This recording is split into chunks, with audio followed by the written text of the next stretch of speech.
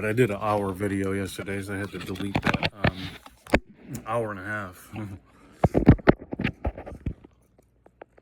So, talking about my spiritual experiences and a lifetime of spiritual growth, and in this awakening, and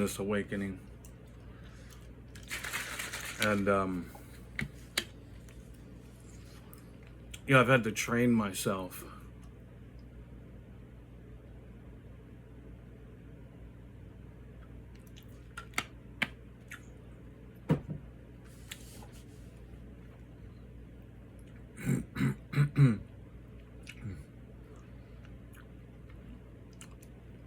and recently, this whole past last year, I've been learning how to decipher the language of divinity. And I started creating this. Well, there's two aspects to it. One is like animals, and then the other one is like language, right? Because animals, like people, places, things. It's translating the spiritual environment, ultimately. Because it's people, places, things, and like situations, right? The language has to be translated to understand like the immaterial, the language of the immortal.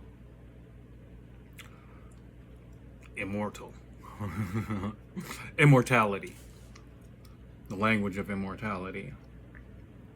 But it's basically like the language of heaven. Right? So they speak to you in like metaphors, it's spoken in metaphors, like over the years I've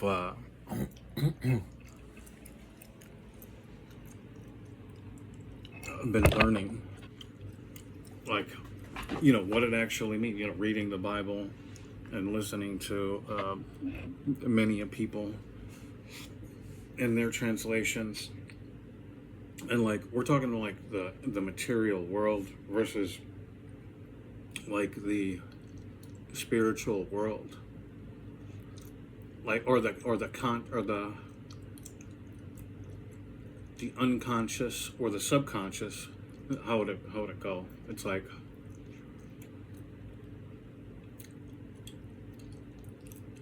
cryptid language. It's an encrypted language.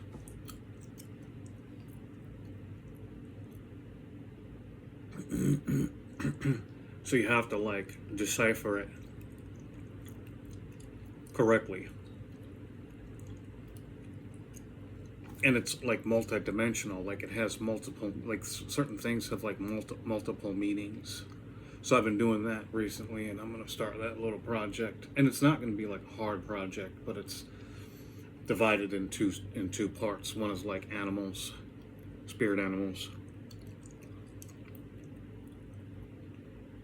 And then the other one is just, the language of divinity, right? Deciphering the language of divinity.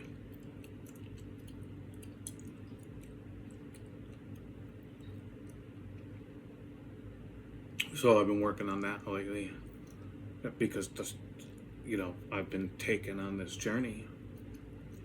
Like, this is the soul work, right? This is like the pinnacle of soul work.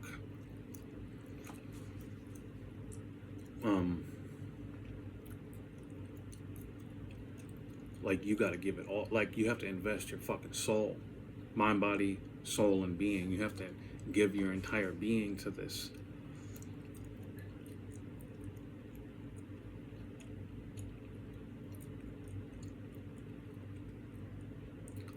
Covenant with God.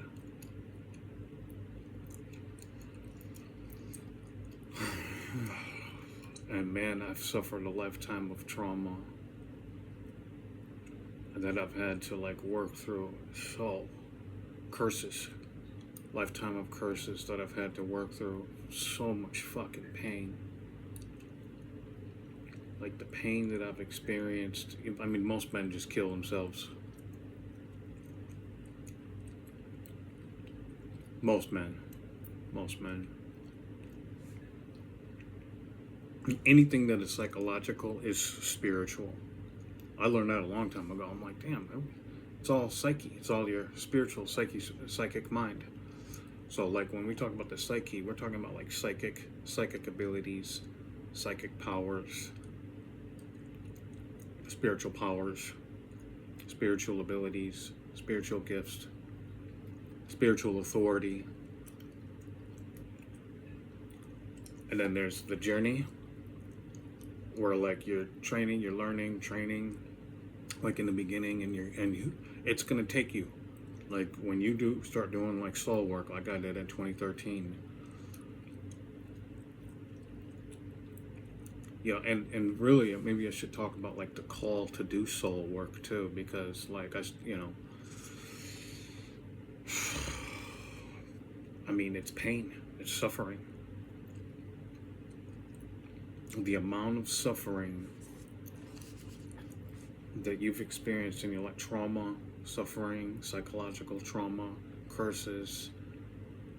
Yeah, we call it psychological trauma, but it's really like a spiritual, it's a curse.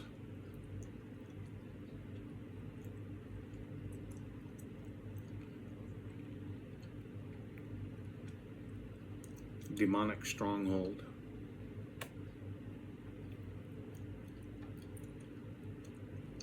So like in recovery, like we start, even we use the analogy like in recovery too, like you're facing your own demons. All of recovery, like recovery from addiction, recovery from self-destructive behaviors, recovery from destruction to trauma and destruction and loss, even the emotional losses that are the result of childhood traumas and adult traumas. We experience losses in our life.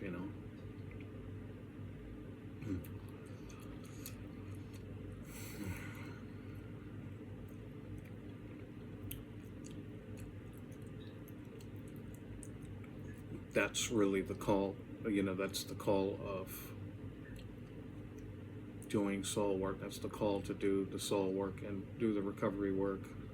And recovery is the spiritual path, right? And we start by facing our own demons, facing our own inner demons, right? And ultimately, that's when we face those demons, we're breaking those curses, one at a time, learning each part of whatever curse, how it relates to the story of our painful experiences, traumas, destructive behaviors, addictions. And like just through the years, now I was never really like a follower of Christ. Like I believed, but I never really followed. But I never denounced God. I never denounced Jesus Christ. But I was open to learn this spiritual experience. So I was open to all these different experiences. Reiki, yoga, Christianity, even a little bit of Hinduism. Because it's directly related to like Eastern practices, Kung Fu, because I've always been into like the martial arts, Jiu-Jitsu. Like the martial arts is a very spiritual practice, right? Tai Chi, Qigong, and the list is long, of like how those like Tai Chi and Qigong relate to like yogic practices, and like all Kung Fu, like Shaolin Kung Fu, like ancient Kung Fu practices, they all incorporate yoga in the martial art, right? And animals, right? And animals. It's very ancient. Spiritual, and and even why do you think ancient Egypt has all these animals, right? There's the jackal, Anubis, and then there's Thoth.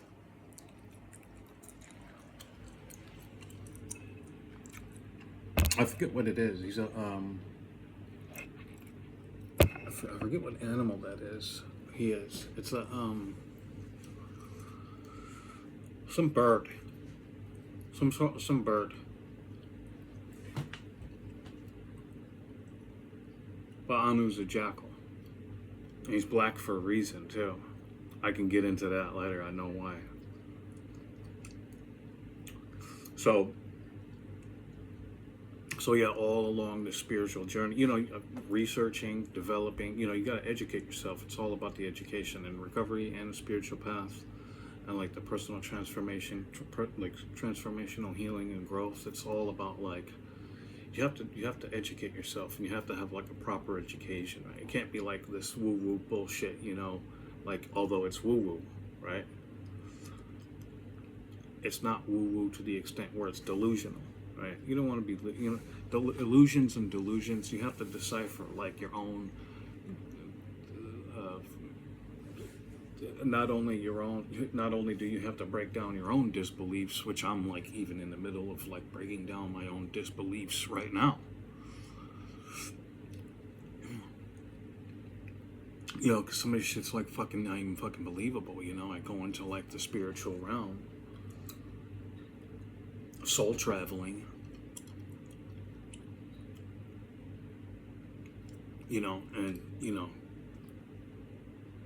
Demons are pulling me this way, angels are pulling me this way.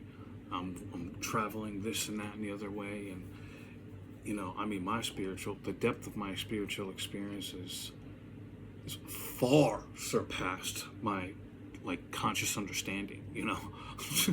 Like like the psychological framework of how I started. Like even believing too, like even like being a believer of heaven and earth, angels and demons.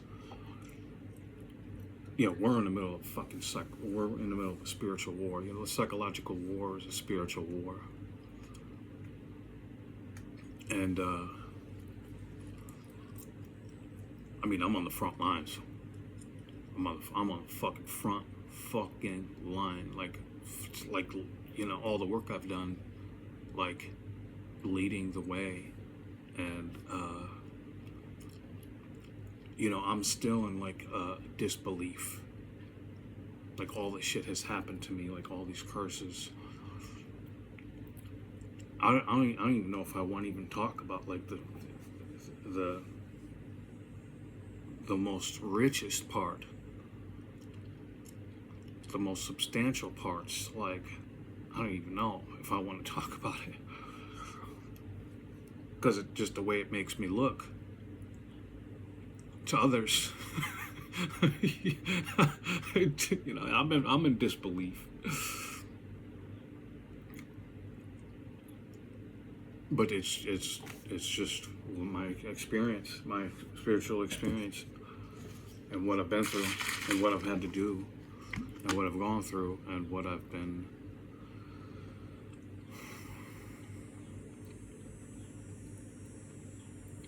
I don't even want to say, because I know what it is, but I don't even want to say.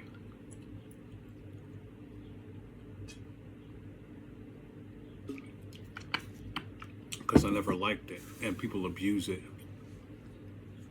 People will abuse it with their ego and their vanity and their sin and their perversions and the profaning of the sacred. Like one of the biggest things that I learned in recovery, and I've had to learn the hard way too. Like although I've always been very humble and honest,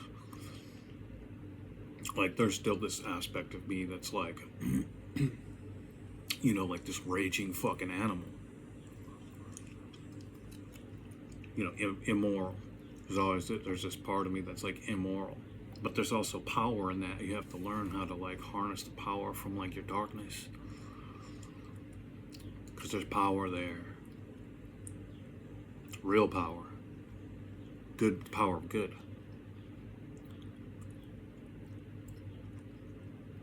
Many people call it moon magic.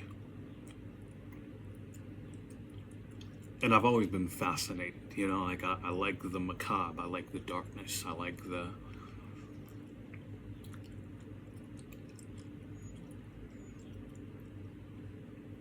the sinister, you know. Like, it doesn't scare me. It excites me, it fascinates me, you know. But then, you know, when you're looking at like ghost stuff and experience like ghosts and things of this nature, you know, it does get kind of scary. And like some of the evil's fucking scary.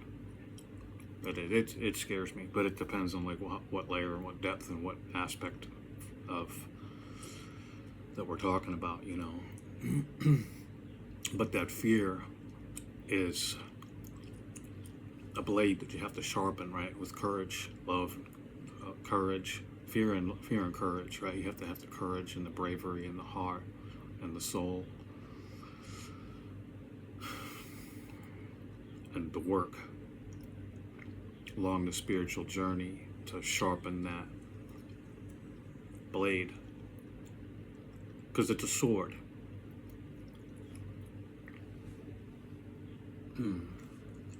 Sword of truth, the Spirit, the Holy Spirit.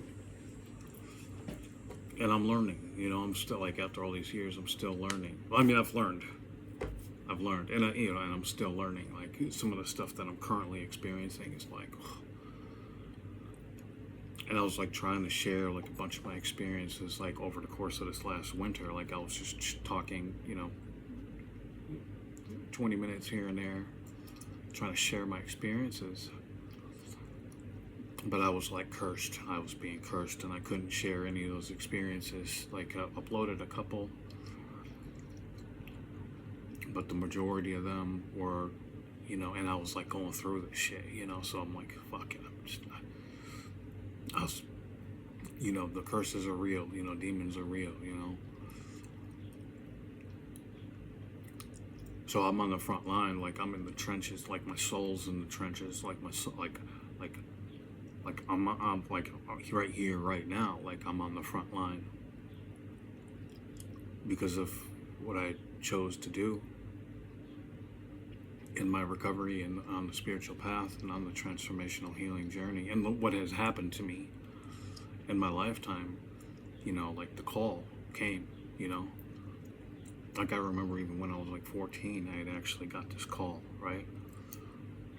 And I answered the phone. It was like, I had to recall this. Like, I forgot about this, and I had to recall this like several years ago. I'm like, damn, they did call me too, didn't they? So this whole fucking time, like since I was like 14, when I'd realized like, yeah, I'm on this like spiritual journey. And I started learning like yoga and Tai Chi and shit when I was like 14, 15. You know, all my art. Like, all my art and all my writing. Right, because I've been writing for a long time, and I've been drawing, and I was in art school for a long time, and it, you know, it pairs right up with the martial arts and everything. Like, over the years, I've had to like recall certain experiences in this lifetime that I've had and how it relates to, you know, the layers of the years of my life. You know, it's happening in layers. This spiritual journey. I always describe the spiritual journey as like this spider web, right? You got all these strands, right? You got 1, 2, 3, 4, 5, 6, 7, 8 strands, right? And like, you start off on this journey, and it's like you touch this strand, that strand, that strand, that strand, around one full circle, one full revolution, and then boom, you're right at the first strand that you touched, but you're not at the same point, right? And you hit the same points every time, like this multi-dimensional aspect of like this spiritual journey, right? But there, excuse me, it's multiple dimensions, because you're in a new time, a new place, space, with a different energy, like a more integrated energy, or like it's a whole different experience. Like, because, you know, the rain's falling, you know, it's falling, and, you know, the dew collects on the web in the morning, you know, and the flies come and get entangled in the web, right? Like, that's what the web's for. It's for capturing food, right? Harvesting food.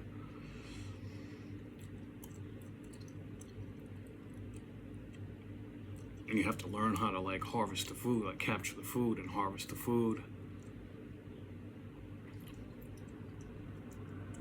you know, and get rid of the debris that falls on the web.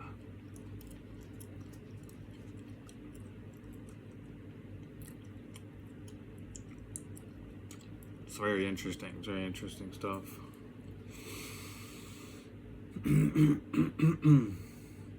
So let me go into a third part. That's the part 2.